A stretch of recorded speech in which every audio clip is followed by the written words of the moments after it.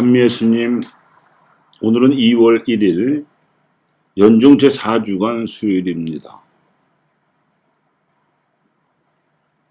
오늘 복음은 예수님께서 고향 사람들에게서 무시를 당하신 장면을 소개하고 있습니다. 그런가 하면 오늘 독서는 신앙인들이 믿음을 굳세게 하기 위한 수련으로서의 고난에 대해 권고합니다.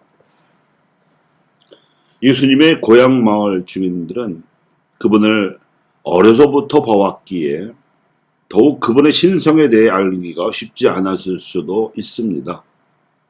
어쩌면 고향 사람들 뿐만 아니라 바리사이들을 비롯하여 그분을 알면서도 믿지 않았던 유다인들은 죄다 그들이 지니고 있었던 선입견 때문에 예수님께서 일으키신 기적들을 부인하지 못하면서도 설마 그분이 메시아이시랴 하고 지레 불신과 의심에 늪에 빠져들었을지도 모릅니다. 이렇게 복음에 나오는 등장인물들과 독서의 대상들이 보여주는 믿음의 수준은 거의 극과 극으로 크게 차이가 납니다. 이러한 신앙 수준의 편차 현상에 대해 잘 설명해주는 심리학자가 있습니다. 심리학자들이 대체로 무신론에 기울어져 있는 편인데 비해서 심리학자들도 존경한다는 그는 신앙에 대해 이해가 깊은 인본주의 심리학자 머슬로우입니다. 그는 믿음의 심리를 말하기 전에 인간의 기본 욕구에 대해 파고들었습니다. 그의 이론에 따르면 사람은 누구나 의식주와 수면 등 생존을 위한 기본적 생리 욕구를 채워야 하며 그 다음에는 신체적으로나 정서적으로 편안하기를 원하는 필수적 안전 욕구를 채우고자 한다는 것입니다. 그러고 나면 자신의 자아를 확장하고자 어딘가에 소속되어 자신의 정체성을 확립하는 데 도움받기를 원하게 되고 이 단계까지 욕구를 성취하고 나면 소속된 집단에서 뿐만 아니라 더 큰 집단에서 그리고 사회에서도 존경을 받고자 하는 명예 욕구가 생겨난다는 것입니다.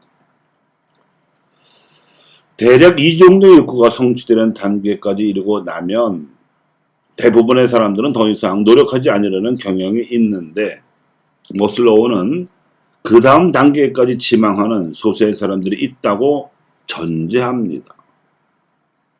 이 단계는 자신의 자아를 실현하기 위해서, 그러니까 그저 보존하거나 조금 확장하는 정도를 넘어서 자신의 자아를 실현하기 위해서는 그 이전의 욕구들을 초월하거나 심지어는 희생해야 함에도 불구하고 그 소수의 사람들에게는 그 이전의 욕구들 이상으로 강력한 동기가 부여된다고 설명합니다.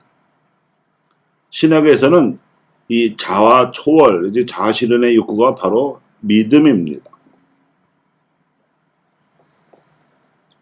예수님을 무시했던 고향 사람들이나 심지어 친척 형제들은 생리적이거나 안전하기를 원하는 욕구에서 멈추거나 기껏해야 소유 욕구 단계에 소속 욕구 단계에 주저앉는 사람들입니다. 그렇게 여러 기적들을 일으켜서 사람들로부터 존경을 받게 된 예수님을 시기 질투하는 심리에 이끌리고 만 것입니다. 자기들 같지 않았기 때문이었겠지요. 그러나 신앙인들에게 필요한 것은 여기서 한 걸음 더 나아가는 것입니다. 삶의 질을 향상시켜야 할 뿐 아니라 믿음의 수준을 더 높여야 한다는 말씀입니다. 그 길은 대개 2단계가 종교적인 열성으로 채워지는데 신앙인들 안에서나 교회 안에서 존경을 받을 만큼 신앙생활을 열심히 하는 것이 바람직하고 힘든 노릇이기도 하지만 그것만으로 그쳐서는 충분하지가 않습니다. 작은 옛 자아를 초월하여 예수님께서 열어주신 새로운 큰 자아를 실현하기 위해서는 이익보다 가치를 소중히 여길 줄 아는 안목을 키워야 합니다.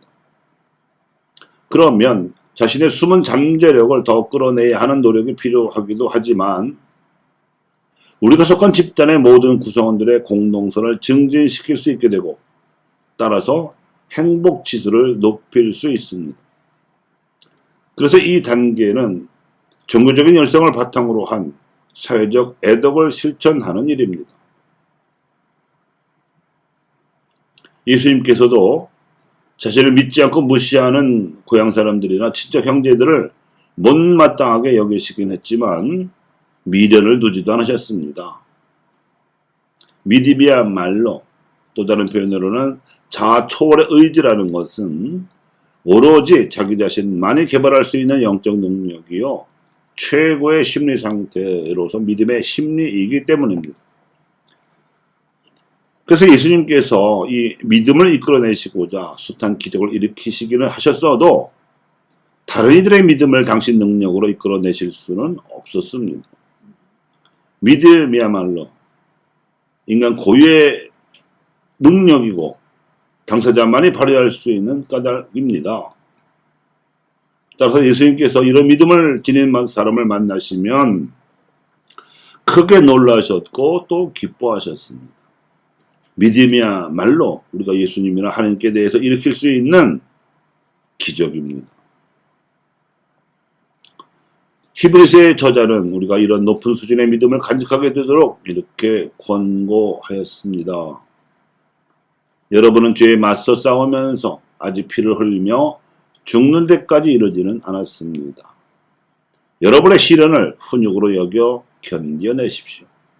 모든 훈육은 평화와 의로움의 열매를 가져다 줍니다. 그리고 거룩하게 살도록 힘쓰십시오.